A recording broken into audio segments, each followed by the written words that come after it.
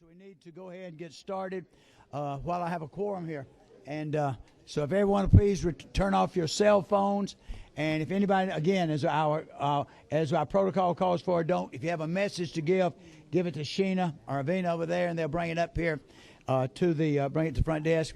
Remember that today we do not have testimony. We're just having hearing the bills. But I'm going to tell you, a point of personal privilege, I have a couple of young people. You know me, I love these young students, and I have a couple of students here, and I'm going to let them speak. They can. So that's my right to do that. Isn't that right, Senator Tippins? We can do that, can't we? That's amen, baby. So since your bill's heard first, you better say amen. All right. So if I could, I'd like to ask Representative Randy Nix if he would open with prayer. What's your number, Randy? Number 11. All right, thank you. Let's pray. Father, on such a busy day, we come to you and we stop for just a moment to ask your blessings, to ask your guidance, your knowledge, and your grace on all that we do. In Christ's name, amen. Amen. Thank you. Okay. So we're going to be assigning bills later, but we just want to get right on into the legislation today. If you look at our agenda, we have a very, very full agenda. We're going to take up first a Senate bill to my great friend from the Senate, Senator Tippins, who is the chair of that committee. We're going to take that up first, and I am allowing a co-presenter to come up with him. So if they will come up. Now, committee members, this bill was heard in subcommittee. It was heard in Mike Dudgeon's on it. I think it was Mike Dudgeon's subcommittee, and he is not here. He'll be. Is Representative Mayo here? Yes, what was the recommendation of that subcommittee? You remember? Oh, you okay? So it was due pass. And I think it was unanimous. So we're going to go ahead and hear this bill. And so, Senator Tippins, at this time, we're going to turn you on over there. All right, you're turned on now. Be careful. You better be careful. That is dangerous, turning Tippins on. Mr. Chairman, members of the committee, I appreciate you hearing Senate Bill 2 today. This bill is truly a bill that will accelerate or has the potential to accelerate a student's career pathway and education that's appropriate to that pathway. People have asked me, what's the motivation behind this bill? The motivation is that we have more intense and focused training in the areas of a student's interest that will be directly relatable to their career path, and also have the rigor that we require in schools in the state of Georgia. The overview of this bill is any student who has completed the requisite courses as stipulated by the DOE for grades 9 and 10. Those courses are enumerated on lines 16 through 19. If they have successfully completed their freshman and sophomore year, they're 16 years old, if they make application to any institution of the university system, TCSG, or a proprietary institution that qualifies under Hope Scholarship, they can apply to that institution. If they meet the application requirements, they can enroll, and if they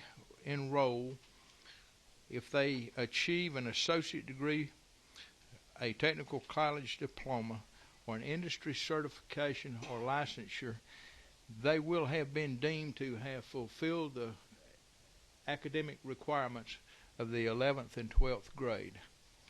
I believe this bill has great potential for children, students throughout the entire spectrum of achievement. I think those who are the highest achieving, who want to accelerate their education, can do so. I think those who may be slower in school, who have the greatest tendency to maybe drop out because they're not interested in what they're studying, they can enroll in programs that are aligned with their interest areas and train them in the areas that they want to go. The TCSG will make a list annually of the critical needs areas in the economy. The great part about this bill is that all of the entities who have so much to do with our children's education, the local board of education, the local high school, the university system, technical colleges, and the DOE will all work in conjunction to craft these programs for the good of the student. This is truly student-centered. It's academically focused, and I believe that it'll pay great rewards in lowering our dropout rate and increasing our graduation rates. With me today at the table is Mark Whitlock from Coweta Central Educational Center. Okay. I always want to call it first name Coweta. Can't get it right, but it is in Coweta County. I urge your passage of this bill, and I appreciate you letting me present it. If you have any questions, be glad to answer. Mr. Chairman, thank you very much, and Senator, thank you for supporting this bill. The idea, I think, fits so well with things that you all have done recently: career pathways, supporting dual enrollment, supporting changes in our work-based learning.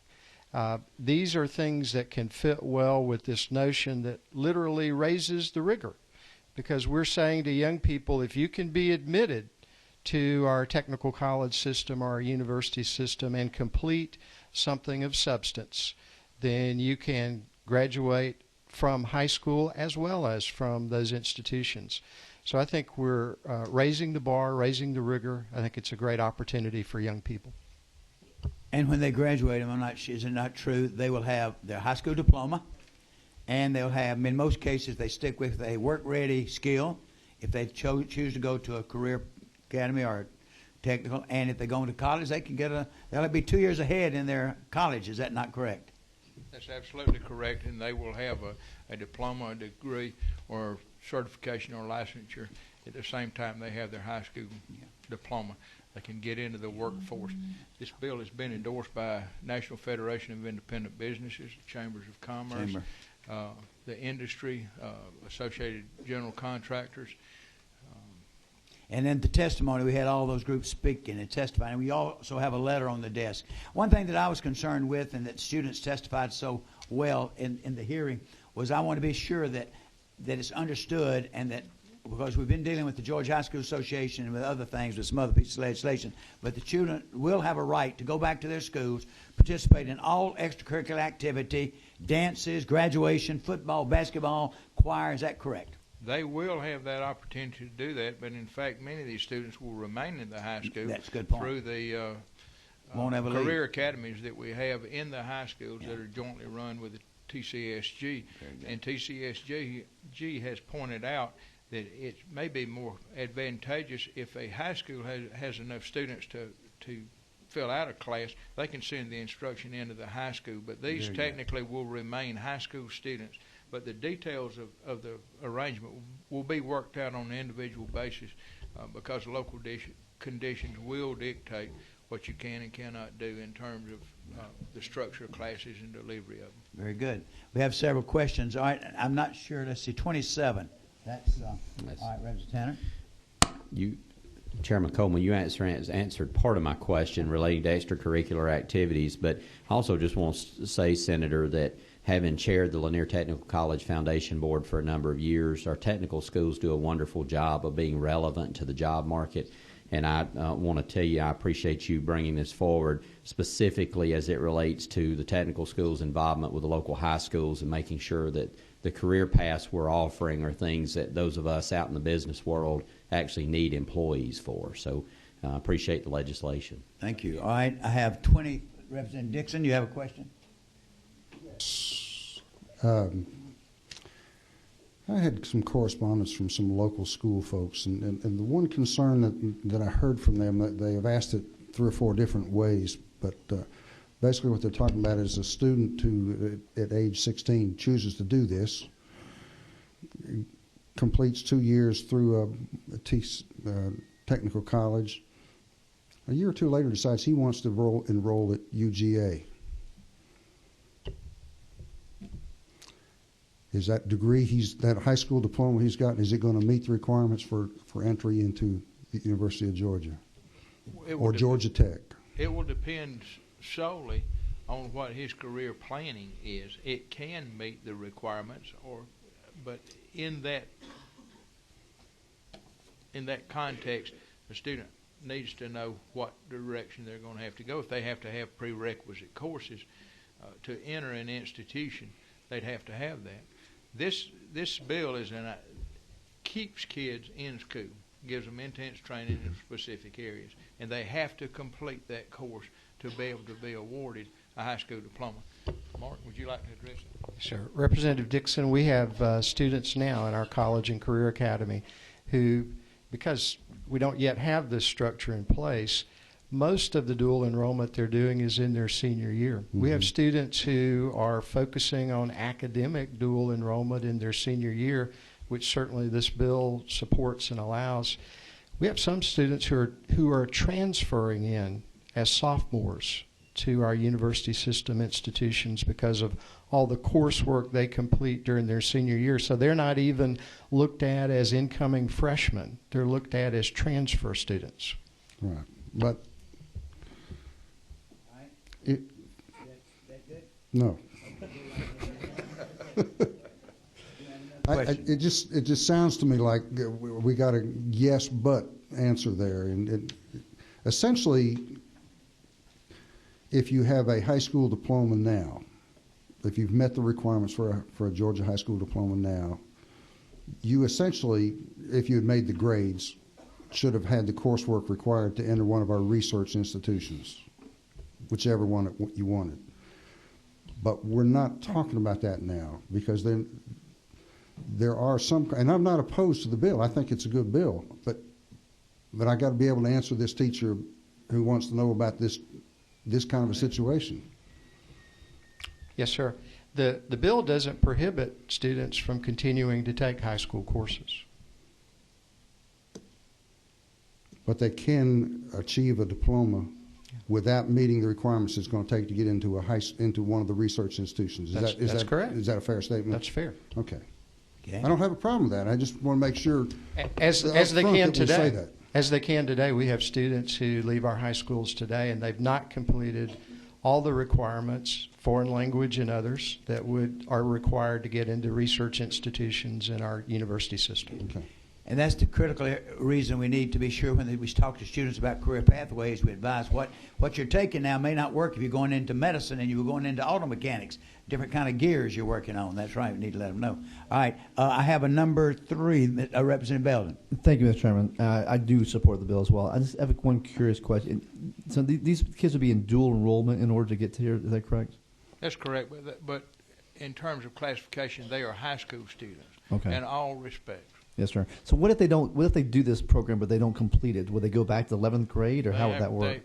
If they don't complete it in resulting in a diploma, a degree, an associate degree, or certification or licensure, they will have to complete the required coursework of high school. Right. So I mean, the completion is critical in this to get a simultaneous award of high school and the diploma degree in higher ed. Thank you. Next we have number 15. All right. Thank you, Senator. The question I have is, could this bill also lead to more college and career academies opening up across the state that we don't presently have, like in Clayton County, we don't have one? I certainly hope so. All right, thank you. Because I think this demonstrates the need for that and the functionality of it. And personally, I would probably prefer that it be done as much as possible on the high school campus, just because of the safety of transportation. But I don't want to preclude kids from enrolling if a school does not have the student enrollment to make out these classes locally. So if they have to go, and this is really about options and opportunities for high school students in more ways than what we currently offer. Thank you, Representative Stovall. All right, next, Representative Carter. Thank you, Mr. Chairman. I'm trying to figure out how this is different from Move On When Ready, which we passed several years ago. I'm trying to figure out how this is any different from that. Randy Nix's bill. Yeah. 81. Jan, how is it different? Because it sounds like the same bill almost. I don't believe so. I think you can answer that, Mark. In some specific ways, it's different, Representative.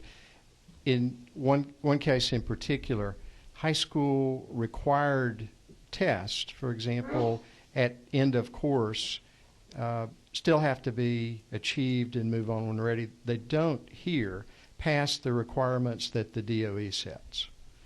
So they're not obligated to come back and take those tests. And in many cases, the college curriculum that they're taking doesn't necessarily match with curriculum that they need to prepare for a particular end of course test.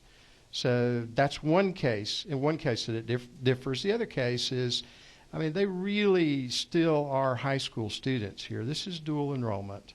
And I think you're going to see a much greater participation in the high school from students who choose this route. Okay. And DOE perhaps could answer this question. Is DOE here? Yes. Okay. Then the question for EOCTs, wasn't it my understanding that we no longer have the Georgia High School graduation test, but the EOCTs took the place of that? So we're actually dropping those EOCTs off with this bill. Is that going to be a problem for the DOE as far as the feds go, too? I don't know. And if DOE could perhaps answer that question. Who'd like to? Gary, I'll put you on the spot. That's where you are. Please walk up front where we can all hear you. You can use that mic over there if you like her.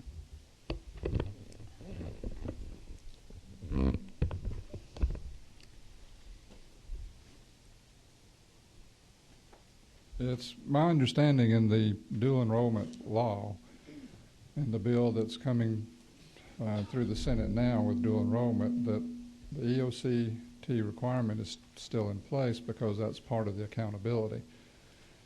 In our opinion, what makes this bill different is that a student, we don't have to be encumbered at the DOE with trying to find a comparable course that's taken at the college and the technical college to track back to a course that's been approved by the State Board of Education.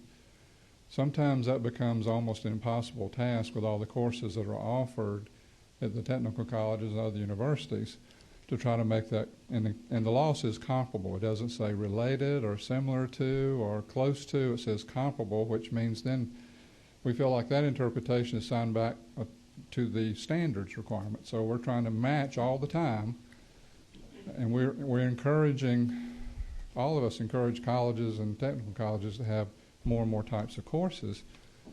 And we at the DOE are trying to develop more and more courses, but it becomes a very difficult task to find the comparable courses. So this bill removes that requirement, that encumberment from taking place, because if a student stays at college, completes all the college requirements, whatever the college requirements are, and meets those requirements to get a college degree, then the local board can say, well, that has met all the high school graduation requirements. But I don't think it lifts the requirements of taking the EOCT, because that's the accountability measure for the DOE and for the waiver to the US Ed. That's your question. Go ahead. Push it again. I mean, go ahead. You're still on. I said push the question. So the biggest difference to the original question about this and the existing Move On When Ready is exactly that we don't have to track comparable, we don't have to match comparable courses from the colleges back to the state-approved course list. And there are many courses that are an extension of, close to, maybe take one step beyond what is a matched course, but because it's not on the State Board of Education approved list, we can't say, yes, that's a comparable course. But they're not going to have to come back to school and take those tests at the high school. No. Is that correct? And they finished at the high school. They finished at the technical school. That's what you're asking. That's what she's asking. Are you going to make them come that back? They're taking all the requirements for the technical college. They're not going to be taking EOCTs. They're not going to come back and take. Taken. It's a substitution of the courses instead of institution at a higher level. If they successfully complete those courses, resulting in the diploma or degree, the law said they shall have been deemed to have fulfilled the requirements of graduation and will be awarded a diploma. And I understand that, but I'm struggling with the fact that does DOE have the commitment to the federal government in the waiver that we got several years ago with the CCRPI, to where students, the EOCT plays into that whole mix. And if these students who are taking this route are not taking the EOCT, is that going to cause a problem for the DOE and, in turn, for the state of Georgia in the educational process that we have? I'm struggling with them not taking the EOCT, as they do have to with Ready, Move On When Ready, is a problem. In the bill, it makes reference to those students who qualify for this bill are those students that are in dual enrollment. And another piece to this that I'm also wanting to ask you, if students who are in the 11th grade are taking, let's say, for example, U.S. history, and the technical college does not offer U.S. history, I understand that you're saying that in lieu of U.S. history, you're going to take some form of social studies. But is that a problem for DOE when we have specific classes that each student takes through high school? Is it, you know, apples for apples, apples for oranges, or is it none of the above? Well, maybe it may be some of the above, but in the bill it talks about the 8 courses that are required that they take in the high school, and those could be those EOCT courses. In fact, that's the plan, and that would be how students would be advised to go into this and take advantage of this bill. See, I teach an articulated class. My students do get college credit when they complete my program, but it is articulated. And I'm teaching what they're teaching at Valdosta State and every other university system school in the state. So I can appreciate good articulation, but I struggle with classes that we're just offering as an option, and then there's no real required test at the end of that class like an EOCT. I'm struggling with that lack of articulation, really. I think the opportunity in the bill is to say I'm a graduate of a post-secondary institution. And I appreciate that, yeah. But that, to me, that's what dual enrollment can do too. I'm trying to wrap my arms around this. And this is dual enrollment. I understand. Yeah. Just at a bigger level. You have any more? Sir? Do we ever get a definitive answer? Is this a problem for the state? Yeah, that's what I'm. No, it's not. That's what I want. It is not a problem with the State Department of Education. No, sir. We It's support, not a problem with our accountability with the feds. No, we support the bill. The 8 courses articulated in the bill would cover the EOCTs, and the EOCT covered then would meet the requirements of the statewide accountability measure for the U.S. Ed waiver. Reverend Carter, that answer your question? I think so. You feel good about it? Feel a little better. All right. Any other questions? If not, do I have any other questions? If not, I recognize Representative Howard Maxwell. Thank you, Mr. Chairman. I would move to pass on Senate Bill 2. I have a motion to do pass. Do I have a second? A second all over the place. Any further discussion? If not, I call the question. All in favor of the passage of Senate Bill 2, please indicate by saying aye. Aye. All opposed by the like sign. Senator, your bill has passed. It's going to rules. Now, you told me, if I'm not mistaken, that Representative Nix will be carrying this over here in the House. Is that correct? This is such a good bill, it may take 2 people if you want to help him. All right, Representative Nix and Representative Carter will carry Representative Nix, get Representative Carter to help you out with this bill now. I'll tell you, y'all could put on a good dog and pony show down there, I'm sure. If I were you, Senator, I'd take them both to rules with me. That'd be fine. I think you both serve on rules, don't you? Thank you, Mr. Thank you so much for a good job. All right. Thank you. Something I failed to do while they're clearing out. Do we have anybody, this is your first time visiting an education committee meeting? Raise your hand. Anybody your first time? Hey, where are you from? Newton County. Newton County. You a teacher? Yes, sir. I could tell. You just have that teacher look. You just look great. I love teachers. All right. Any students here? Stand up. All our students, please stand up. We love to recognize our students. Let's hear it, these students. Oh, have some over here too. New and teachers, students. Teacher. Student. Good. Where are you from? Oh, good. Glad to have y'all. See how a real committee is operating now. That's why it's so important for y'all to be here to see how a real committee operates. We're glad you're here. We want to move on now to next. We're going to have House Bill 372. Representative Christian Comer. Now, Representative Comer, you have a student with you today, I think, don't you?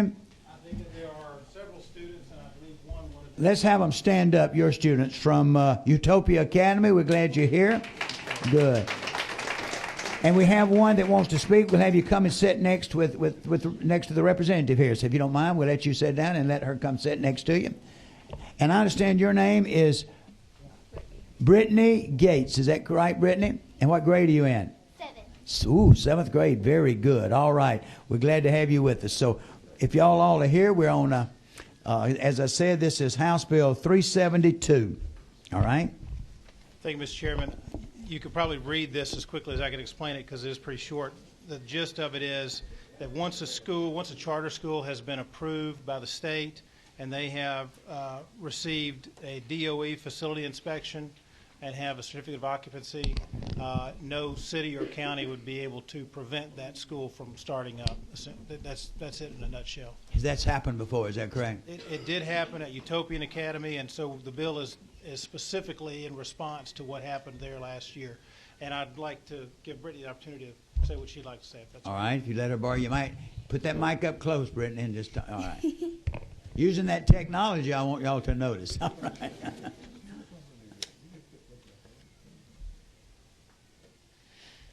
Good afternoon. My name is Brittany Gates, and last time I was here, I spoke briefly about how appalled I was when someone had the audacity to try and stop me from getting my education, and how no child should ever go through that. However, I never truly told you what happened. That one morning on August 4th, I arrived at school and no one was there except myself and 6 or 7 other students. And they informed me as to what was going on. I was very upset. The second time I arrived, not even 30 minutes into class, everyone had to evacuate, and I was starting to become bothered with the situation. School is a place to learn many things, even being social. And if I do say so myself, I have exceeded in that area. So the day before we started school, for definite, I was texting my friend who doesn't go to my school. So we were talking about our schools, and I told him that tomorrow was my first day of school. He was flummoxed at my statement, so I explained. He said what was happening wasn't right. So if he felt that way, you can only imagine how the students felt. Thankfully, the next day, school opened, and it has been wonderful. As I said last time, knowledge is power. So please use this newfound knowledge to use your power in a manner that will not only benefit my school, but all schools and students.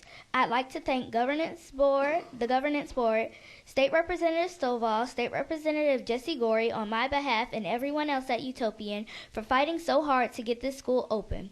My parents for believing in the school and being supportive, Mr. Miller for dreaming, believing, attempting, and not giving up, my teachers for listening, my teachers for teaching me well, and you all for listening. Thank you.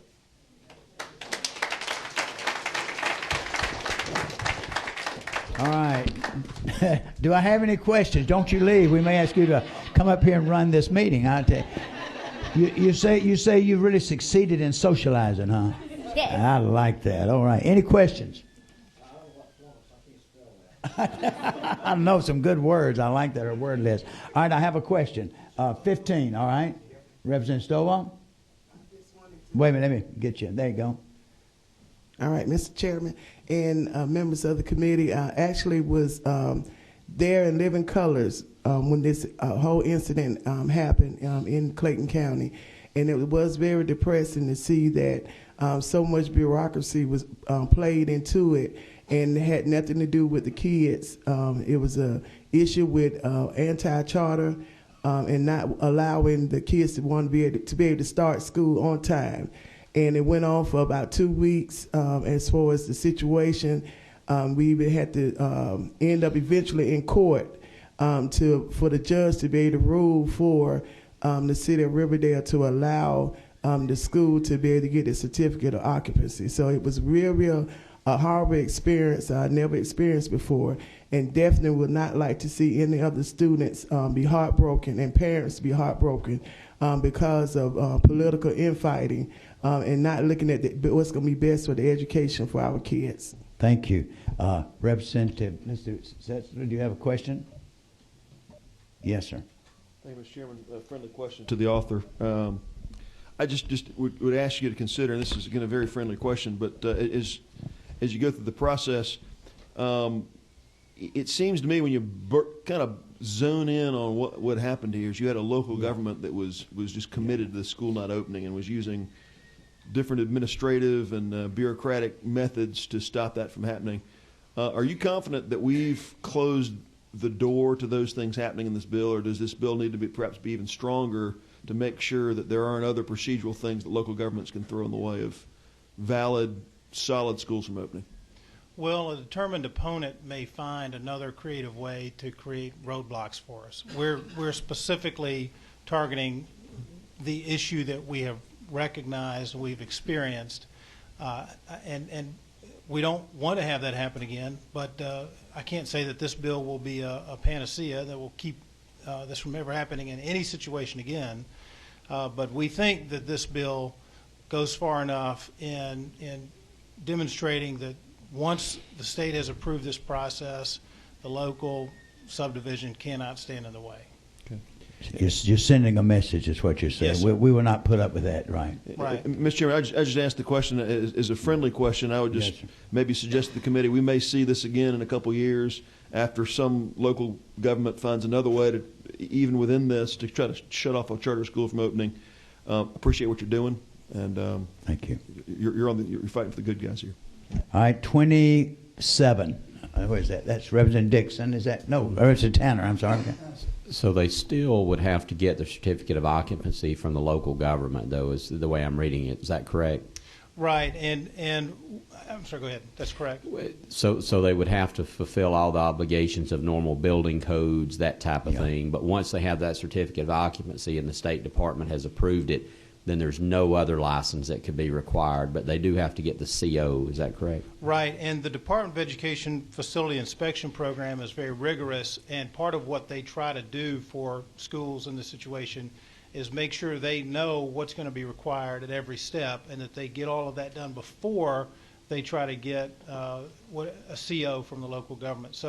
So the idea of requiring DOE facility inspection really is for the benefit of the local charter. Right. Okay, thank you. Thank you for that question. All right, any other question?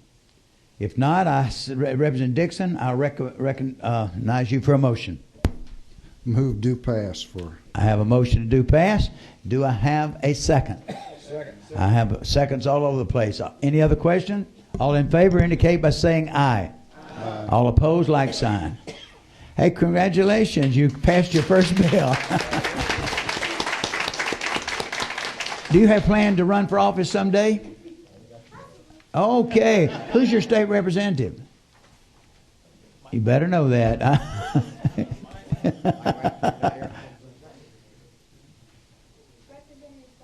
Okay, good. Nice to, hey, thank you so much. You need to campaign. Appreciate you coming. All you students, thank you so much. All right, let's move right along. Let's go to House Resolution 303, Representative Buckner. Hey there. I know it. We need her to be with you. I tell you, that's a new trick they're using. Bring these students in. That's a good idea. Okay, yes. Ladies and gentlemen of the committee, I ask for your favorable consideration of House Resolution 303.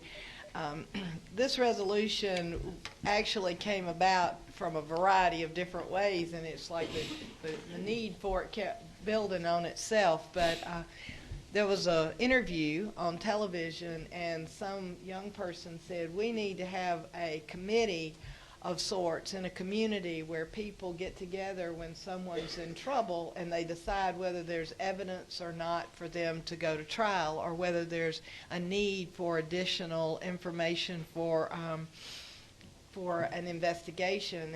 And so I said, like a grand jury, and they were not aware of the concept. And then the other day when the speaker, the pastor of the day spoke, he said that there were 3 branches of government, but only 15% of the population knew what those 3 branches were, but they knew all 3 names of the 3 stooges. So then I had an opportunity to talk to some people about some different programs that are already available in the community, from the Georgia Bar, from organizations such as the Georgia Council for Social Studies and the Georgia Center for Civic Engagement. They already have curriculum, but we have a little bit of a lack of emphasis on the court system and how it interacts with law enforcement and those kinds of things. We spend a lot of time on how bills can be made into law. We teach people about presidents and the executive branch, but the legal part is a part that a lot of people are not aware of as much and don't know that with our rights also come some responsibilities. So all this does is urge the DOE to see if there's a way for them to use some of those resources that are out there and kind of beef up that part of our civics education. DOE, what do you think? I know y'all have had an opportunity to look at this resolution. Y'all think that's, I don't see it as an unfunded or a mandate. What do you see there? DOE does not have a problem with the bill. We'll be glad to work with the representatives on the bill. Okay. All right. So you see this spot. All right. Any questions from the committee members? All right. It looks good. Anybody want to make a motion? Do I have a motion? I have a motion. Do I have a second? Everywhere. All right. All in favor indicate by saying aye. All opposed, like sign. Hey, you're in rules now. Thank you so much. All right. I still think I may need to take Brittany. Those students back there have given you a hand. They're proud of you. All right. The next bill we have on the agenda is Representative House Bill 16, Representative Brian Prince. All right.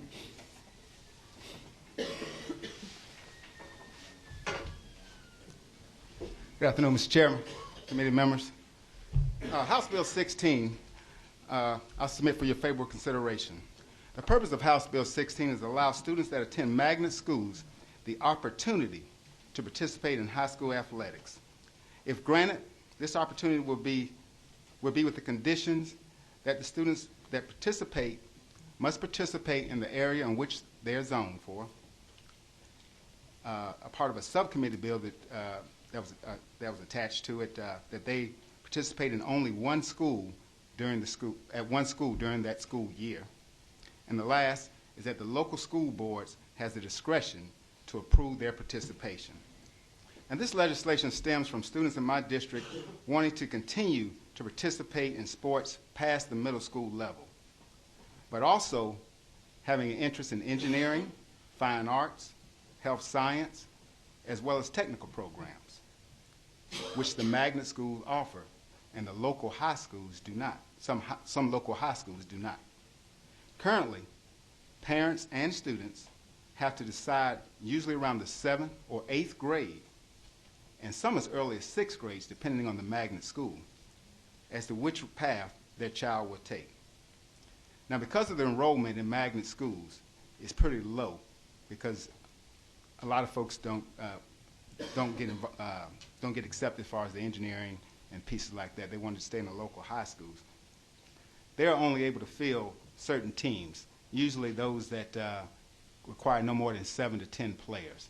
Therefore, sports like basketball, football, baseball, volleyball, they're not able to fill those types of teams. Therefore, they're not allowed to participate.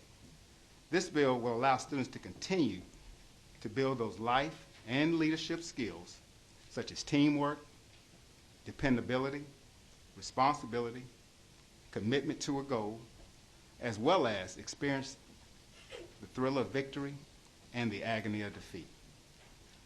This bill is also introduced at no cost to the local school system. The magnet schools are part of the public school systems, therefore there's no additional cost for the local school system. But it also increases the competitions for our magnet schools. We feel that once this bill is passed, more students will try to compete for magnet schools. It creates that ready workforce that we talked about earlier for the economic development, having students attend magnet schools, technical schools that continue to do that, as well as increase the number of participants that local high school coaches have to choose from, as well as also reduce the exiting of some of our public schools. Right now in Richmond County, we have a lot of students, when they get to that area, when they get to that age, and they have to make those decisions, a lot of them are choosing to go to private schools versus staying in the public schools, as well as provide opportunities for scholarships, both academic and, of course, sports. Subject to your questions, Mr. All right, do you have any questions? All right, 27, that's, all right, Lieutenant. If I'm playing high school sports at a high school where I attend a public high school, and my grades are not kept to a certain level, my attendance is not kept to a certain level, then typically there's disciplinary action, which would include maybe being expelled from the team. How would that apply to magnet schools?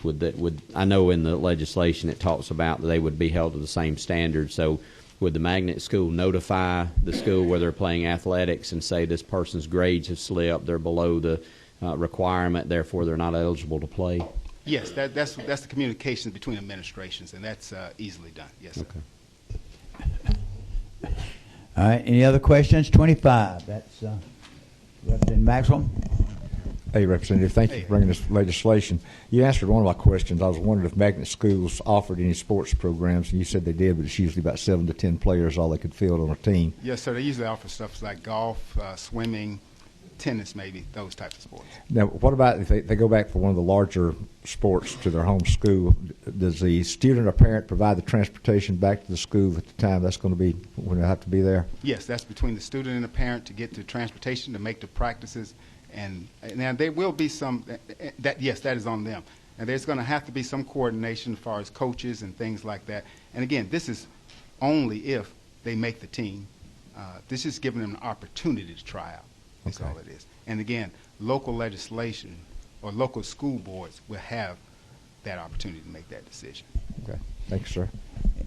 Number 14, that's... Yeah. Okay. Reverend Floyd. The high school in my district, within the next year and a half, will contain 4,000 students, all competing to be on the football team.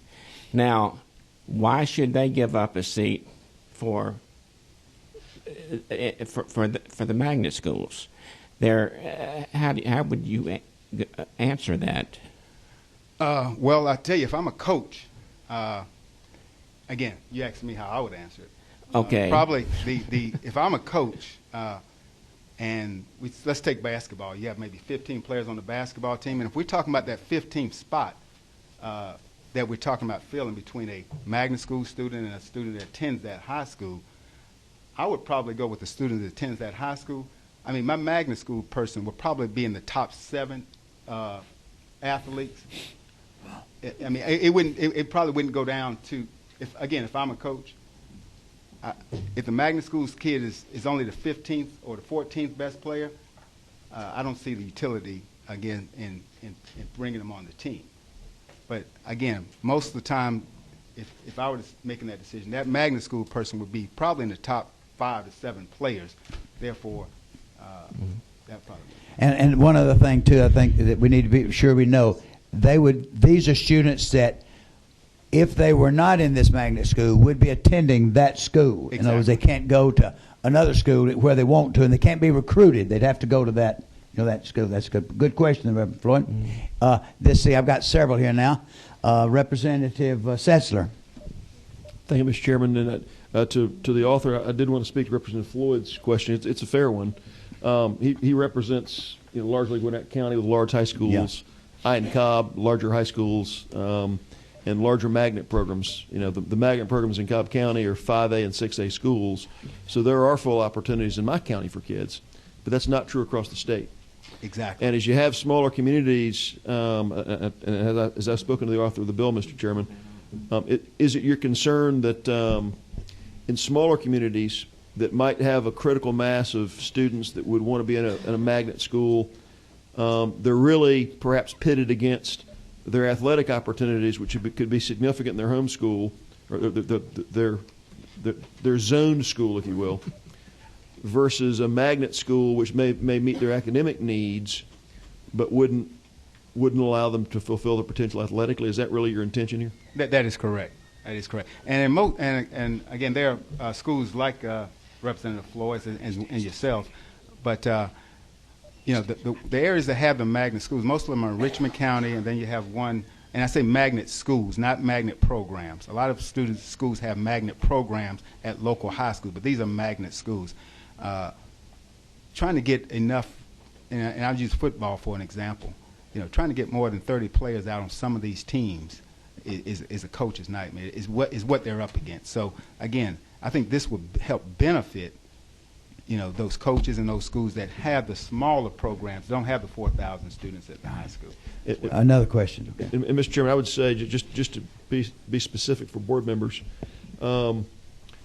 my son is a ninth grader in a public high school in a magnet program. When you look at the kids that went out for athletics in his school in particular, the number of students in that magnet population versus the traditional population was about, student for student, about 25%. So when you think about a magnet population of kids, there's not as many kids even within a certain head count that's trying out for athletics. And I would like to thank the author for the bill, because I see this as allowing local communities, for creating an incentive to create magnet opportunities for kids, whereas perhaps those opportunities might not be brought to bear without this opportunity. All right, Representative Belden. Yes, thank you, Chairman. I really like this bill. It's all about local control. You're giving the local board the discretion, if they choose to allow these kids to try out, and you're giving discretion to the coach if he wants the kid or not. So I want to make sure that point is made. Thank you. Thank you for the question. All right, Representative Benton. Thank you, Mr. Chair. Has anyone mentioned or brought up concern about paragraph B? I was going to, but I hope you do it. That's good. Paragraph B and also on the back, with paragraph D. Paragraph D. I went and asked Betsy about this, and she said that, and I asked her three times, so hopefully I'll get it straight on my first time. That she said that the way that this was reading was that if the Georgia High School Association did not change its rule, that if a high school was a member of the Georgia High School Association and did not allow a student to come from a magnet to a regular to its home school, that they would lose their funding. Yeah, I wish Betsy was here. She's not. She's in another meeting because this is not a regular scheduled day, but I want to get that clarified. That's something I think we need to clarify, that because on the back it says in paragraph D that it shall be the discretion of the school system, as you said, to make that decision. But then there is a conflict if the student applies and they don't allow it, then and the Georgia High School Association hasn't. And what that's after, she said to me as well to you, that was just to tell the Georgia High School Association they need to change that rule to comply with this. Is that the way you got it? That was the way I understood it. And this is sending a message to them. And that's exactly how I understand it. Georgia High School would have to change a part of their bylaw to allow magnet this to happen. If they Right. don't, this could cause some schools some problems. Yeah, and I understand that Georgia High School is a private contractor that we, the state, they work for us as the state. And No, basically, they're private. They're private, exactly, and they're contracted through us. So Private. basically changing something in their contract. You're not required to join Georgia That's High what I School. say there. Exactly. But we're going to look. We need to look more into that one. That's one I'm not. Sounds good. I'm not We can clear look on. at that. Any other question, Representative Bent? Is that it? All right. Do I have any other questions? Do I have a motion, or is there any motion at this time? I have a move to do pass. Do I have a second? I have a second. Any other question? All right, that takes precedence over the motion to do pass, to table. Takes precedence. Do I have a second? I have a second to table. All right, 17. Who is that? That's Representative Satcher. You question? I just have a parliamentary inquiry, Mr. Chairman. Yes. Is to the gentleman that made the motion, is the concern a technical question to get clarification, or is the motion to table just a underlying concern with the effect of the bill? Let me. All right. I had a concern about the bill in subcommittee, and I voted against it there. But I have a concern about the technical aspect of what's in the bill and what we're voting for. And I asked a question, Mr. Chairman, just as a parliamentary question. Yes, sir. What's your question? It's certainly the chair's discretion to postpone consideration on the bill. I mean, laying it on the table requires an action to pull it off the table. That's right. I don't know if the... We have a motion, though, to have a motion and a second, so. You need, we can have, what I'm going to do at this time, if at my discretion, I'm going to stop debate at this time. Bets is on the way down. I will stop debate at this time with the motions on the table as we are. She's on the way with this second. So as soon as she walks in, we'll take it back up. I'll take another bill and come back. Is that okay with the group? That's fine. We're just going to stop it right now. So just hold. We'll take the next bill, get Betsy to answer the questions, and then we'll go on. We have a motion on the table to do pass, a second, but we have a motion that takes precedent to table with the second. So that's what we'll take up first after Betsy comes back. Is that okay with the group? Anybody upset? If you are, speak now, or you had better forever hold your peace. All right. If you'll just stay with us, don't go. We're waiting. Betsy's on her way now. All right. Let's go ahead and take one other bill. All right, let's go to House Bill 131, Representative Dixon. Now, Representative Dixon, I'm going to take your bill, but you cannot leave till after this other one.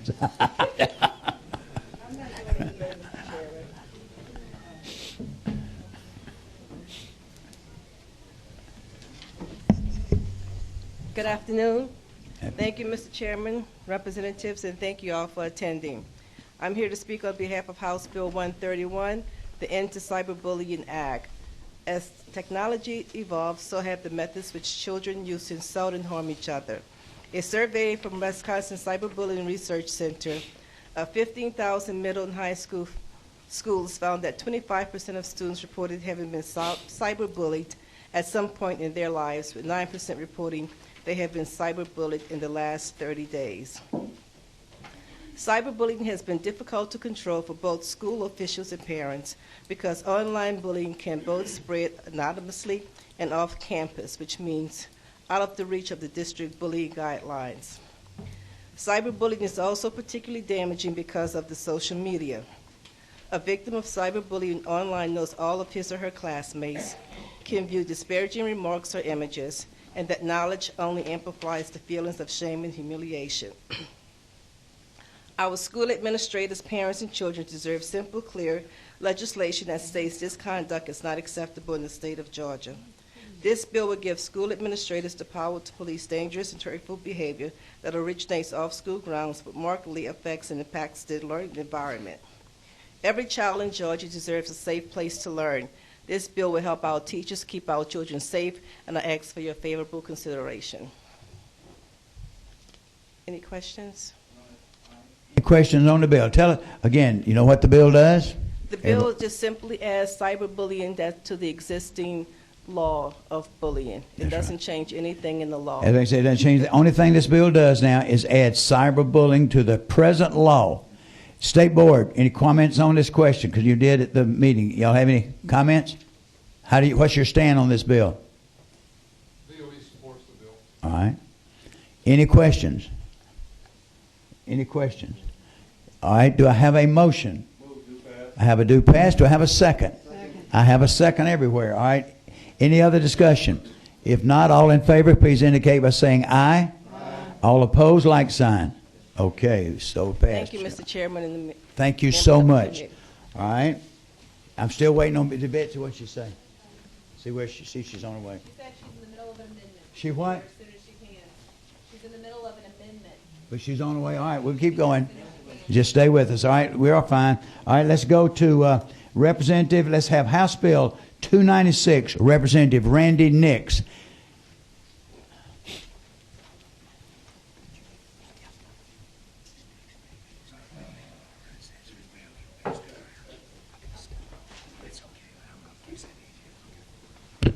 All right, Representative Nix, I understand that you have a student that's going to be with you today. Is that correct? I do. He's aching to come up here, man. Let him come on up. Let him come on up here and sit by me. Sit by you. What's his name, Representative Nix? I will have to let him tell Let him introduce himself, and then we'll go from there. Give me your name. Hi, my name is Tinwin. Tinwin. All right, and we'll have you speak in just a minute. Where do you go to school? Fuji Academy. Fuji Academy. All right. So, Representative Nix. Thank you, Mr. Chairman.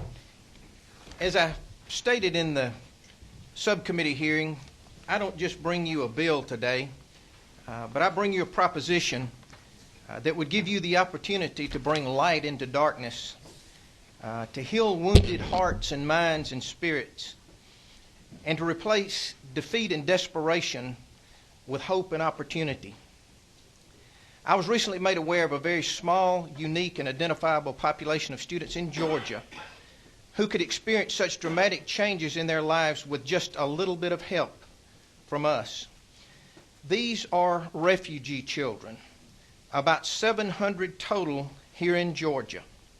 Now, let me give you just a brief bit of background on what a refugee student is. The refugee, before entering the United States, many refugee students have spent the majority of their lives in rural refugee camps or as internally displaced persons. Most refugee students have survived traumatic experiences in their homelands, including loss of family members and torture. They've had little or no formal schooling and have lost critical years of educational development due to war, poverty, and relocation. Upon entry into the United States and resettling in Georgia, school-aged refugee children are enrolled in public schools. They are assigned to Georgia classrooms based on their age, with limited support, language assistance, or orientation to the school system. Now, House Bill 296 would include the following provisions. It would expand the student eligibility requirements for Georgia's current special needs scholarship program to allow for students with legal refugee status, and I underscore legal refugee status to qualify for the scholarships. Requires parents of lawful refugee students to be residents of Georgia in order to receive the scholarship, and removes the one-year residency requirement because of the refugees are new residents to the state, and requires legal documentation of federal refugee status to be submitted to DOE to verify that legal status. The challenge is this. The language is a big part of it. The example is that you could have a 16-year-old student who comes here under these very difficult circumstances, who would be placed in the 10th grade with virtually no formal education and not knowing the language at all. Needless to say, that would be a tremendous culture shock for that student and also for the school that they are designated to be in. We can help by allowing them to access the Georgia Special Needs Scholarship. And I would like to just very briefly go over the bill with you. I'm looking at LC 33597S.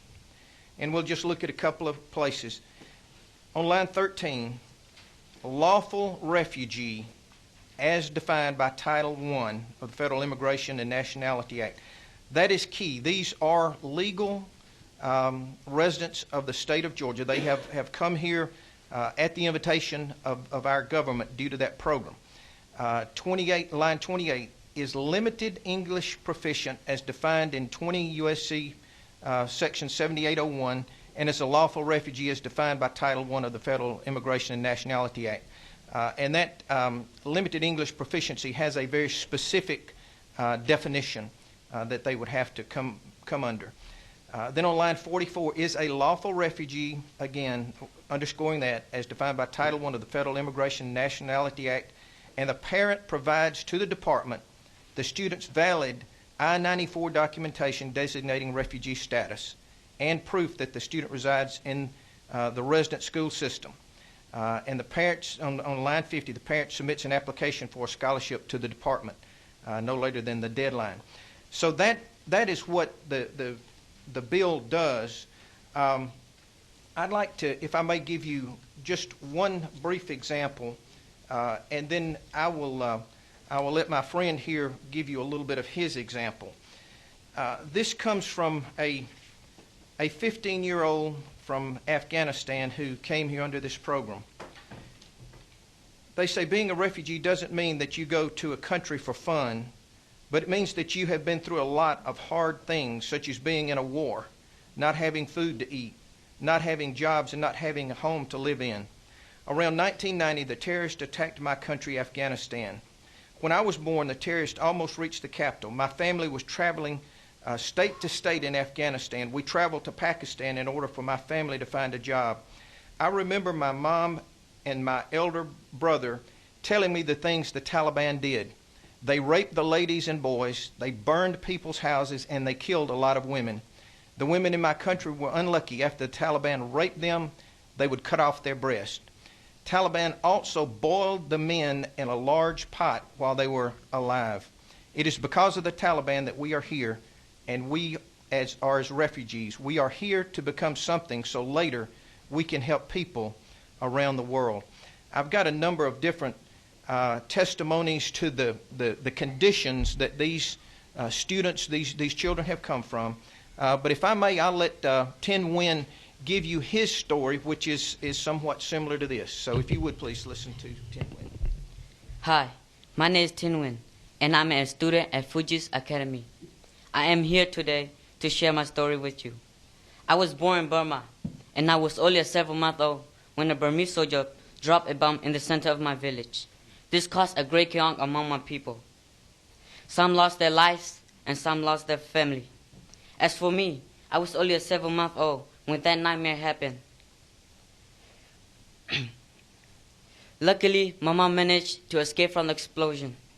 Without my mom's courage to save me, I wouldn't be here today. She took me in her arm and started to run because it wasn't safe for us to stay. Our home was burned down.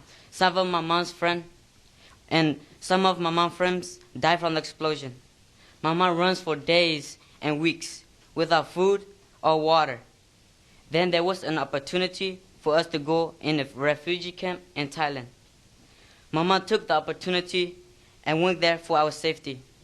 Mama reunited with my dad, who'd been working in another country for a job. Our life in Thailand wasn't easy. To survive and make money, Mama opened a shop. My dad went to find a job to support our family. The business and the job were not working well. That was not the only issue. There was no education in Thailand for me to attend. As time passed, we lived in Thailand for 8 years. Then my mom heard of an opportunity for us to come to America.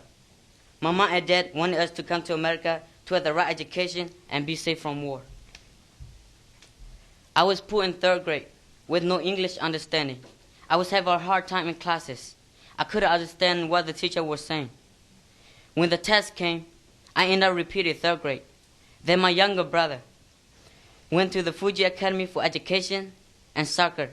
Every day he was excited to go to school, and every day he seemed to enjoy the school. As time continued, his English was growing, and his writing was evolving. I was jealous of him because he was getting a better education than me. On the other hand, I was failing in the public school with a grade of C, D, and Fs. My brother invited me to go to his academy, Fuji Academy. So I went there for just a year. I was improving my English and my writing. From being a failing student to an A student, that was a huge success for me. That's a success for me. The academy was a totally different experience from what I had in the other public school. The teacher understood my background, and our classes were very small. If we did not understand our work, the teacher here at Fuji took the time to help us understand. From Monday to Thursday, we had after school.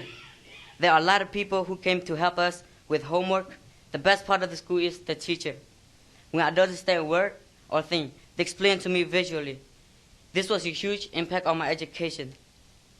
In my perspective, Fuji is the best and unique. Because of the seriousness, the teacher took the time to help us, the refugees that came from 22 countries. We are blessed that we got an opportunity to start a life in America. Thank you. Do you have a question or comment?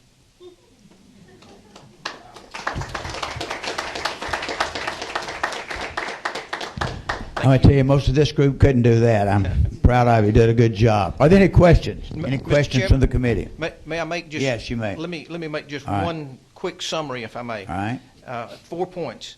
Number one, These are legal students. They have the I-94 documentation. They and their families have been through rigorous background and safety checks, and it's very narrow and it's very specific. It's a revenue-neutral program. In 2014, it was an average of $5,403 of state money that went with the students to these in these programs. Something is very important. This is a very highly motivated population. When these people come to our country, within 180 days, 80% of them are working and paying their expenses and paying taxes. It's in 180 days of coming here with the disadvantages that they have. And finally, they are here. They are in our schools now. It's not somebody that's coming that's not already here. So I'm just asking that we let them have the opportunity to choose to learn in an environment that is geared and welcoming to their very unique needs. Thank you, Mr. Chairman. Nick, let me ask you a question here. Where's the largest, the population, where this academy, Fuji, is located where? It's located in Clarkston. Fuji is one of the schools that is specifically designed. There'll be others, but this is the main one. Yeah, in subcommittee, the lady who founded that school was here with us, a refugee herself. But that is where the largest concentration is in the Clarkston DeKalb County area. But there are a number of other places around. Here again, the number of school-age children in the state is around 700 at this point, and there's some that come each year, but it's a very limited number of students. Okay. All right, question. I have you in this order now that you turned your light. Number 27. Chairman Nix, you may have answered this in those last comments, but I know the special needs scholarship, the amount of money that's received from the states based on, under current law, the severity of the disability. But as we're adding this different phase in, is the $5,400, is that what you just said would be the amount of the scholarship? That is the amount that's anticipated that would go with this, yes. Okay. That was for this year now. It varies year to year, but that was what the 2014 amount would be. All right, thank you. Good question. All right, next is 25. Yeah, Representative Maxwell. Thank you, Mr. Chairman. Thank you, Representative Nix, and young man, thank you. You seem to be doing an outstanding job. What grade are you in now? I am 8th grade. 8th grade. Wow. You're doing great. Thank you. As they come into these programs and as they go up, once they get, is there a point where they're going to be proficient in the skills necessary to go back into the regular school, or are they going to stay there through graduation? I'm trying to figure out how this works. I mean, if they come in at younger ages and they get proficient in English and all the other subject matter, do they transition out of the school at some point in time? I would assume that they would have that option, but the focus is on getting them to that point. And you have so many of them that come in at those older ages, 16, 17 years old, who are going to struggle just to get to that point. So for some of the younger ones, they may very well be able to transition back. Okay. Great job, young man. Thank you so much for being here. Good job. 24. That's Representative Dixon. Yes. It's a great idea. I don't like the SB 10 scholarship program as the vehicle to do it in. That is a program that is very difficult to administer from a budgetary point of view. And part of it is the very issue that he talked about.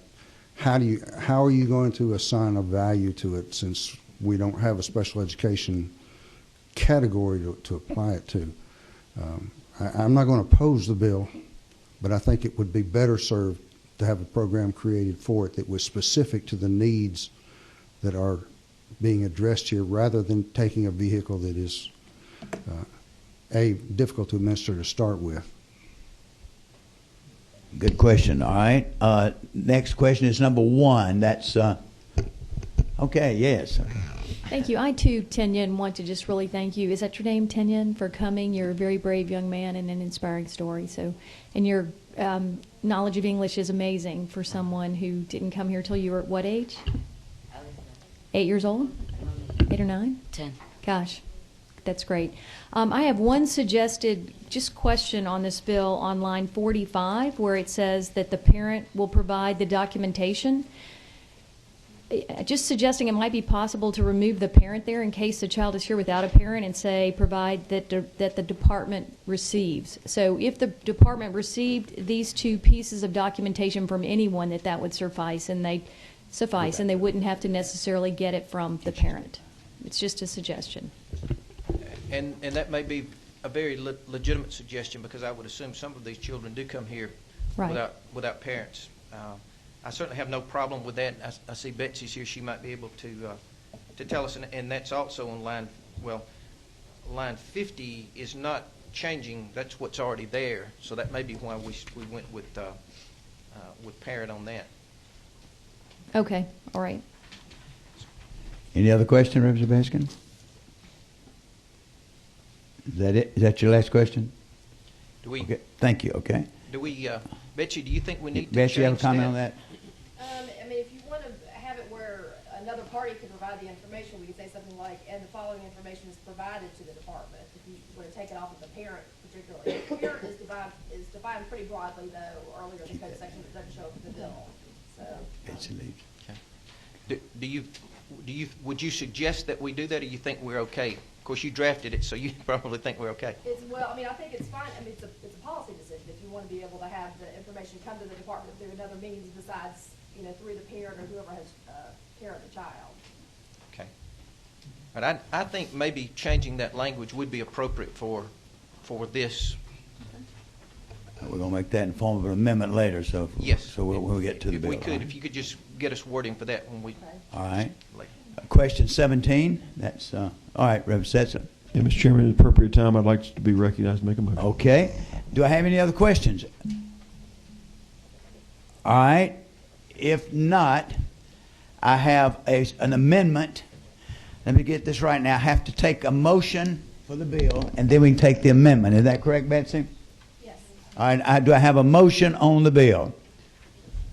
Oh, Setzer, you want to make? Yeah, go ahead and make a motion. Just like to make the motion do pass. All right. Have a motion do pass. Do I have a second? I have a second. Now we have one amendment that's proposed, and that's proposed by Representative Baskin. So you want to make your motion about the amendment? And Betsy can give it to you if you want us to. That would be great. Thank you. All right. Representative Baskin makes do you make your motion for your amendment? Let's let it. Do I have a second? Then we'll hear it. All right. Now let's hear the amendment. All right, Betsy? All right. On line 45, strike the words parent provides, and in its place put following information is provided. So that it'll read, and the following information is provided to the department. All right. Any questions about the amendment? Yes, sir. Does 48 and 50 also have to be changed? Does 48 and 50 have to be changed? If that's current law, I would probably. Okay. Just leave that, okay? That's current. Yeah. All right. All right, any questions? Any objection to the amendment? A question, Mr. Chairman. Yes, sir. Is I guess this is a question to council. Is there a duty to who's got the duty to make sure the information is accurate, legitimate, verified, and all that? Is there? I mean, as it's drawn now, the parent has that obligation. If anyone could have that obligation, is there specific responsibility to stand behind the veracity of the information? I mean, the language on 46 is it has to be a valid I-94 documentation. I mean, if for some reason it's not sufficient, then the child doesn't qualify for the scholarship. So it's, it would be incumbent on whoever's trying to get the child a scholarship under this provision. But you're right. I mean, it doesn't, as before it said the parent had to do that. Now it just has to be provided by whatever means is appropriate. It's a friendly question. I just just in terms of the mechanics of it being provided. Do we expect organizations to do this for parents? And I don't know. All right. You have the amendment. Is there any objection to the amendment? Not. I have a question. Yes. Another question for council. Under this current version, parent is more broadly defined than just what we normally think of as parent, correct? I mean, the way this is written, that would be the legal guardian of this child. So I would just question whether or not it would be necessary to make that change, just because parent is already all encompassing of the whoever the legal guardian of that child is. Am I incorrect? No, that is correct. I guess the only case would be if a child like this didn't have even a legal guardian here, that maybe had somebody who was trying to, kind of help them, but it wasn't a legal guardian. So this might cover a scenario like that. Parent or legal guardian? I'm not sure that they would be able to get the legal refugee status under the 994 form without having a documented legal guardian in the United States, but I could be incorrect about that. All right, we have an amendment on the table. We can go with that, leave it as it is. If this amendment is killed, it'll go back as it is. So it's up to this group. Is there any objection to the amendment? Mr. Chair? Is there any? Mr. Chair, I'm just for the purposes of the body, I'm just trying to get it right. Does the author have an opinion? Parent or legal guardian? Do you have? Well, that's why I deferred to counsel on it. The thing we want to do is if you have a student such as this who for whatever reason is here, maybe at this point in time they don't have an assigned guardian or whatever, and they have the opportunity, well, they're going to be put in a school. I just want to make sure that they would be able to avail themselves of this in the least encumbered way, and I don't know what that is. If that definition of parent is broad enough to say that if they get here and let's just say that someone who is familiar with Fuji School says, hey, here's the place you should go, I'll help you get in, that's what I want them to be able to do. I understand. And the only reason I asked the question, Mr. Chairman, was if the parent or legal guardian provides the department, that way you've got responsibility on the guardian to make sure the paperwork's valid. I just wouldn't want there to be this bureaucratic issue where there's questions about the documentation and it's as it's drawn, or if you added legal guardian, there'd be single point of accountability for the. Well, the way it's reading now, you see the bill as it's reading. The parent, all right, can go as Betsy read it again. Or this is the amendment that has been proposed, and we're gonna have a vote. And if I have no objection, it's passed. All right. So right now it reads, and the parent provides to the department, and the amendment would be, and the following information is provided to the department. All right. We have an amendment proposed. Do I have an objection? Anybody object? May I ask a question? Yes. Betsy, can you define parent for me as it should be understood if we left it as parent? Parent, I believe, even though the code section doesn't show up in this bill, I believe is defined in a previous code section here, or previous part of this same code section. And to include, generally it's defined as parent or legal guardian. So. All right, we have a motion on the table. Do I have an objection? I have an objection. All right. Now, any discussion? All right. All in favor of the amendment? Oh, discussion. Yes, Mr. Representative. I think we're all working towards the same goal. I just don't want to, in a rush, to make a mistake. My sense is the legal guardian is included in the definition of parent. Perhaps legal guardian would be more clear, which would include parent, and clearly would be more broad. It just seems to me that for the veracity of the documentation, there would be somebody that's responsible for this, as opposed to just it's somehow provided to the department. Okay. All right, I have another question. Representative Dixon? The Department of Education, I think, also would prefer that we keep it at just parent with its definition as it is defined. We need to have parent or guardian, and we have interpreted parent not always mean guardian. Otherwise, we won't know when documentation comes to us whether it's coming from a legitimate, valid source or not. So we have no problem with the parent remaining in there, but we may have a procedural problem since we will be tasked with determining whether the waiver is appropriate or not. If it's appropriate, referral to us if we don't have reference back to a parent. Okay. All right, you've heard the discussion. I see no other comment. We have an objection, so we'll vote. All in favor of the amendment, and yes. So if you agree with the position of the department and you want it to stay parent, we would vote against the amendment and allow it to stay as it is. And if you agree with the department, you'll vote against the amendment and it will remain as it is. If you do not agree with the department, you will vote for the amendment and it will be. Betsy, will you just read that amendment one more time? Here's what we're voting on, changing the parent. All right, on line 45 it would say, and the following information is provided to the department. All right. All in favor say aye. All opposed, aye. Aye. It's defeated. We stay as we are. Now we're going back to the original bill. All in favor, do I have a motion? We have a motion for the bill already, and I have a second, so any discussion? All right, all in favor as the bill as it is, unamended, please indicate by saying aye. Aye. All opposed, like sign. Okay. Congratulations, son. You passed your first bill. All right. Thank you. I want to ask you something. Do you think you would like to be up here and be a representative someday? I don't really know yet. Huh? I don't really know yet. How about being governor? Would you like to do that? Maybe. All right. Thank you. Thank you, son. Appreciate you. All right, let's have a clarification on Representative Prince. If you'll come back, let's get a clarification from Betsy on this. We had a question from Representative Benton, Betsy, we need a clarification on. And that's, give me that bill, 16, I think it is. 16. Where is it? All right, Betsy, if you could help us out with Section B and Section D. There seems to be a concern about the fact what that is really requiring. Okay, Section B basically is prohibiting a high school from being a member of any association that prohibits students in magnet school from trying out at their home school. That is separate from D. Once that, say if the policy is changed and then that there's no prohibition on the school anymore from being in that association.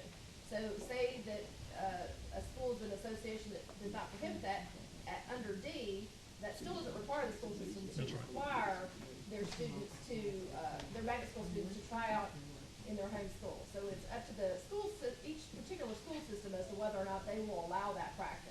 But it wouldn't be prohibited then by the athletic association. Okay. So is anything going to happen for that, as Representative Prince was saying, has anything got to happen at the high school association for this to be okay? Like, are they going to have to change the policy? I can't speak for the high school association. It's my understanding that, yes, they prohibit this now. They prohibit it now. Okay. Okay. So does that answer your question, Representative Benton? Are you okay? I don't say okay with the bill. Are you okay with the answer? Okay. Any other questions then on House Bill 16? I'm just saying any questions on that. We've got a motion on the table, though, now to table that has to be taken. We have a second on that. So now listen, what we've got a motion on the table to table, on the floor to table this House Bill 16. Now, if you vote on that, it's tabled, and then it's going to take another vote at another time to bring it off the table. So know what you're doing. All right, so, and the motion, we had a motion to do pass, you remember, second, and of course table takes precedence over that. If this is passed, it's tabled. It'll take a motion to pull it off. If it's defeated, we go back to the original motion. Is that understood? Okay, what you're voting on now is a motion to table House Bill 16, and I have a second. Any question? All in favor indicate by saying aye. Aye. All opposed, aye. Aye. Okay, it is not being tabled. Now we have the motion and the second. That was a close motion. I may make you raise your hands. All right, the next is to pass House Bill 16. Pardon? I know I have a motion. We have a motion to pass and a second. So the question is, all in favor of passing House Bill 16, please indicate by saying aye. Aye. All opposed, like sign. No. All right, where you can be recorded. Let me see your hands, not picking on you. We have two of you where we can write it down. We record your vote. I have four no's. Okay, 4 no's. Please indicate those. Tina, do you have them? Yep. All right, that's it. Now let's go. Thank you so much. Your bill is in rules. All right. Now let's go to House Bill 271, Representative Ed Setzer, our last bill. Let me say this while Representative Setzer is coming down. Ladies and gentlemen, we don't have long until the 30th day. We have a lot of people who want their bills heard, and we need to give that respect to everybody that wants it. So we're going to have a meeting Wednesday. We may have another meeting next Monday because we're getting close to the 30th day. So I urge you to please plan to attend these meetings if at all possible. I thank you all for being here today because we want to give everybody the opportunity to get their bill out. So, and then we won't start Senate bills until after the 30th day. Okay. All right, we're going to assign some more bills in just a few minutes and we're going to talk about bills that are in subcommittee right now. So, Representative Setzer, you're on. Thank you, Mr. Chairman, members of the committee. And please introduce who you have with you and everything. All right. I've got Mr. Glenn Delk, an attorney here in town. Bring before you today HB 271. Was very pleased to receive a warm reception in subcommittee, and I bring it before the full committee today with the recognition that many things we do down here as a legislature, things we pass, actually do things and put things into action. The bill I bring before you today is not going to do anything. It's not going to put anything to action by passage. It's simply going to create a structure and a permission, an opportunity for local school districts or the Charter School Commission to consider charter schools in the workplace where businesses, groups of businesses can provide funding and or facilities to facilitate charter schools coming into existence. Again, I want to say this bill doesn't make that happen. It simply allows that to happen pursuant to the approval of school boards or the Georgia Charter School Commission. HB 271 creates a structure where, as we walk through the bill, and Mr. Chairman, if it pleases the committee, we can walk through the bill here in a moment. What 271 does, it allows private companies that have an interest in providing charter schools that their employees, children can be a part of, to bring facilities to the table, fund facilities, or provide part of the operational funding to allow these charter schools to come into existence. What 271 does is, in allowing local school districts or the Georgia Charter Commission to support these, is it allows for businesses or groups of businesses that provide this funding to have an enrollment priority for the children of their employees to be able to attend these charter schools in the workplace. Mr. Duck's going to share with you in a moment some specific examples here in the metro area and around the state that would be great candidates for charters in the workplace. But the thinking here is this allows meaningful partnerships to happen where the private sector puts dollars, really brings dollars into public education to allow charter schools to come into existence. We know in many cases one of the difficulties of making successful charter schools is finding adequate facilities or having adequate partners to provide accountability and provide some support financially throughout the process of running the school. Charters in the workplace creates a structure where if school boards are compelled and believe that the right partnership is there, this simply allows them the ability to do that. Or if the Charter Commission believes the right partnership is there, it simply allows them to do that by creating the opportunity for the children of the employees to have an opportunity to attend these schools. Again, in voting for 271, we don't make this happen. It simply allows this to happen by permitting school boards or the Georgia Charter School Commission to allow these charters in the workplace to come into existence. That said, Mr. Chairman, I would be glad to walk through the details of the bill, but if it pleases the committee, I'd like Mr. Delk to speak as well and talk about some specific examples of opportunities we could have in Georgia. Do you want to let him speak first, and then we'll walk to, if there's a question on it. All right? Thank you. Thank you, Mr. Chairman and members of the committee. I am Glenn Delk, and I'm an attorney who has been involved in the charter world for quite a while. And I want to talk specifically about a couple of instances in which this bill would apply.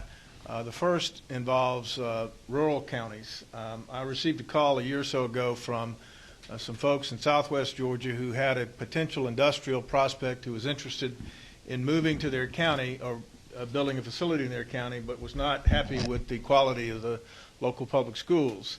And they asked if they could support charter schools instead. And as a result of that inquiry, I then researched and found that 5 other states have passed similar bills. The closest to us is Florida. And as an example, in Florida, there's a hospital in West Palm Beach in which Bright Horizons, the child care provider, has expanded their role to provide a K-8 charter school for people who work at the hospital.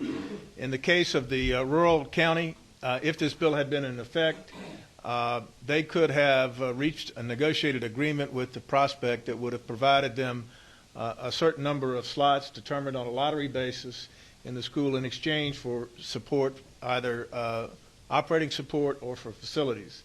The second example is I worked with a developer here in town, Egret Perry, to convert Centennial Place Elementary School in downtown Atlanta from a traditional public school into the first independently managed conversion charter. The president of Georgia Tech, the head of the Coca-Cola Foundation, and the head of the YMCA are on that board. If this bill, and they are now a K-6 school looking to build a middle school. If this bill were in force or effect, either the Georgia Tech Foundation or Coca-Cola could provide some financing in exchange for having a certain number of slots. Obviously, Coca-Cola could use it as a recruiting tool to bring employees in Georgia Tech could attract highly qualified professors if they knew their kids were going to have a good education. The final example is also in Metro Atlanta, and it is the GM redevelopment at Doraville, where in exchange for providing financial support to the city of Doraville to build a charter facility, and anybody that wanted to locate in that redevelopment would be allowed to have a certain number of slots, again guaranteed by lottery. This is not a bill that requires any state funding. It does not ask for state funding. It does not take away any money from the local school district. It is a public-private partnership in which the private partner provides financing that's sorely needed in the charter community. As many of you know, charter schools typically only get about 72% of what traditional districts get for operating funds, and they get no facilities funding. So it's very difficult for them to finance facilities. And I'll end with this story. One of the companies that I've been trying to get to come here is a charter management organization that's called BASIS Charter Schools out of Arizona.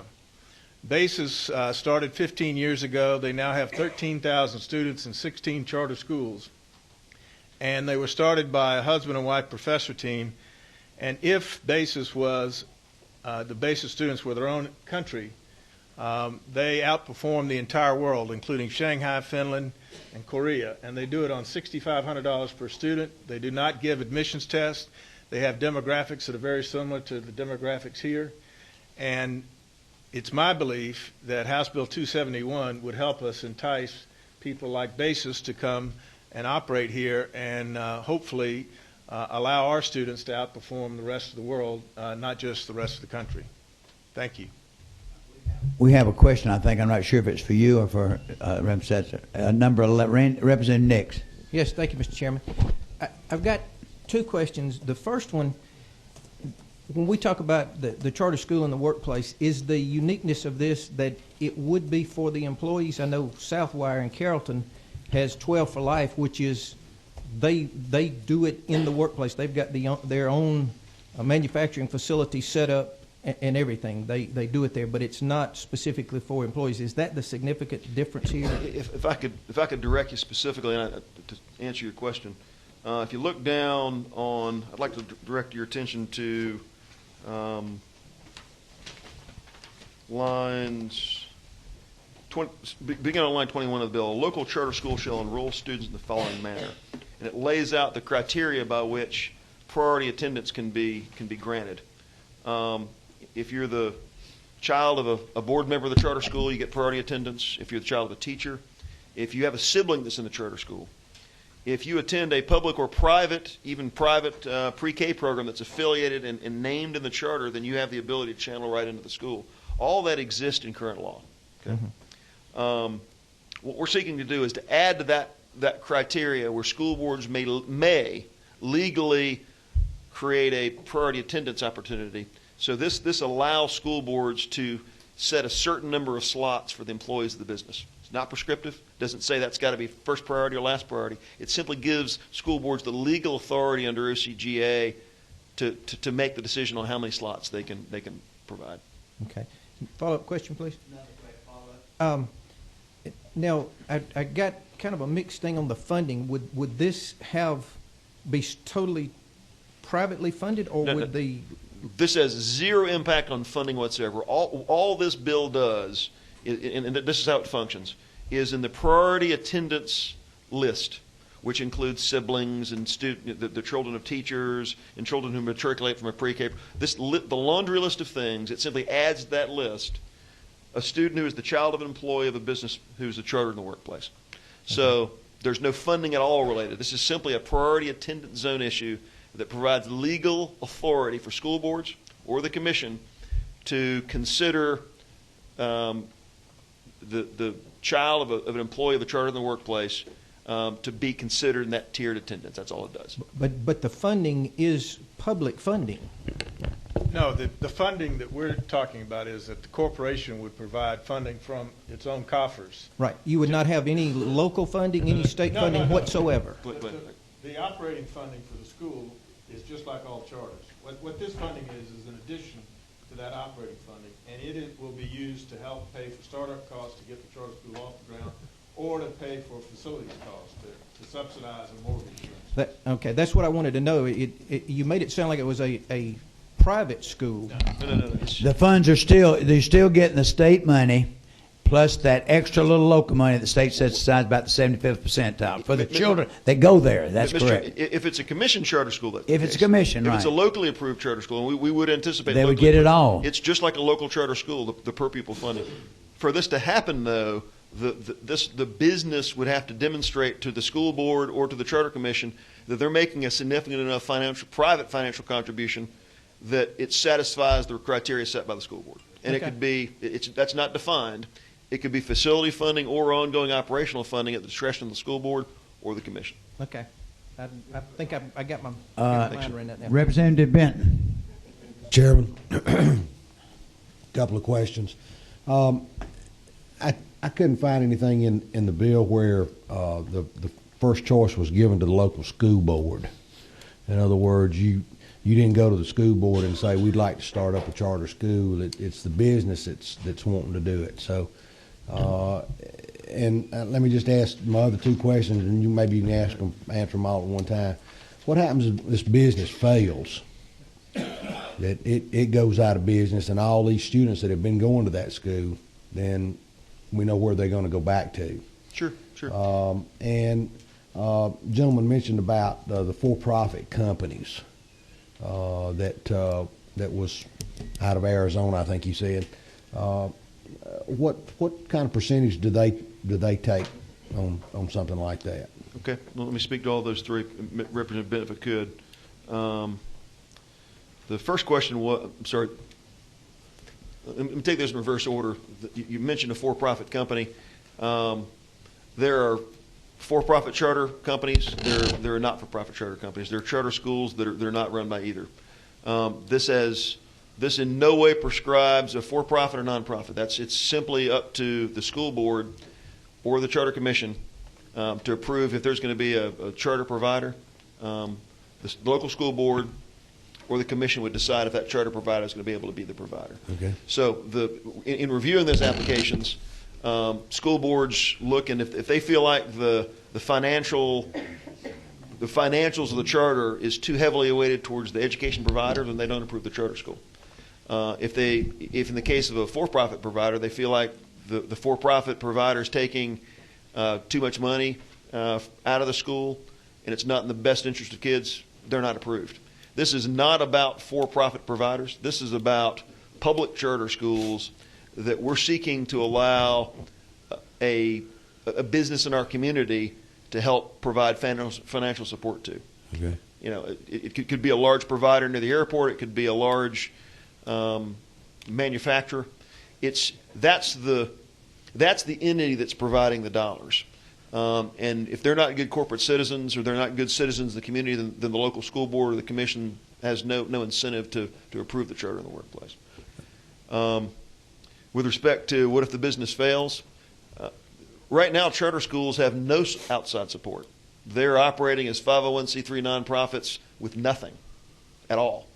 What this does is allows business partners who again, in the estimate of the school board, local school board, or the commission, are deemed to be adequate enough and strong enough corporate citizens with enough financial contribution to the school to help the charter. Right now, charters are out there all by themselves. This simply brings private dollars to bear by businesses that are good corporate citizens to help the charter get started with facilities or in some cases maintain its operational funding. Lastly, to your first question, the idea of what requires, where's the requirement to go first to the locals. This doesn't change the requirement for applying for charter schools. If a charter school is going to operate within a single county, then they have to, by law, go to the local school board and give the local school board the opportunity to approve it. If it is a statewide attendance zone, as you recall back in HB 797 from a number of years ago, if the school is a statewide attendance zone, then they can go to the charter commission and apply for it. But if they're going to operate just within one county, they have to go before the local school board first, and this doesn't change that at all. All right, thank you. All right. Representative Maxwell. Thank you, Mr. Chairman, and thank you, Representative Sets, for bringing the bill. The corporation, the business that puts the money in, is the slots deemed back to the corporation based on the monetary value of some, $5,000 per student, or how's the number of students determined in that? That criteria is completely determined by the charter authorizer. The local school board who authorized the charter school. We're not prescribing a certain formula. They could look at this and say, you know what, if you're a big aerospace manufacturer in Cobb County, for example, you've got this excess facility, they're going to want to hear a compelling story about what the participation needs to be. It may be renovating an old building and providing a $250 per student per year allocation. I'm not going to try to define that in statute, but the local board or the commission would determine if it's adequate enough to justify a certain number of slots. Okay. Thank you. Representative Dudgeons. Thank you, Mr. Chairman. Chairman Setzler, thank you for the bill. I think that we may be overcomplicating this bill. This bill is actually pretty simple. All we're doing is saying that we can have an enrollment preference for a child of a charter in the workplace. All the other charter protections, all the other funding, all that stuff is the same. But it will allow the encouragement for these workplaces to actually want to get on board, because obviously they want to be able to have a preference for their employees. And I believe it will be positive because you'll bring some really probably very high quality charter people to the table by doing this. And thanks for the bill. Okay. I have no other questions. Any other questions now? That's it. All right. At this time, I will entertain a motion. I have a do pass. Do I have and I have a second. Any other questions? If not, all in favor, please indicate by saying aye. Aye. All opposed by the like sign. No. Where you can have your vote recorded. If you're a no vote, please raise your hand. All right, you have them, Gina? Have 4 no votes. You have them? Yes. All right. So it does pass. So at this point, you'll move on to rules. All right, at this time, if everyone would just please keep your seats, I'm going to ask Representative Dudgeons to please.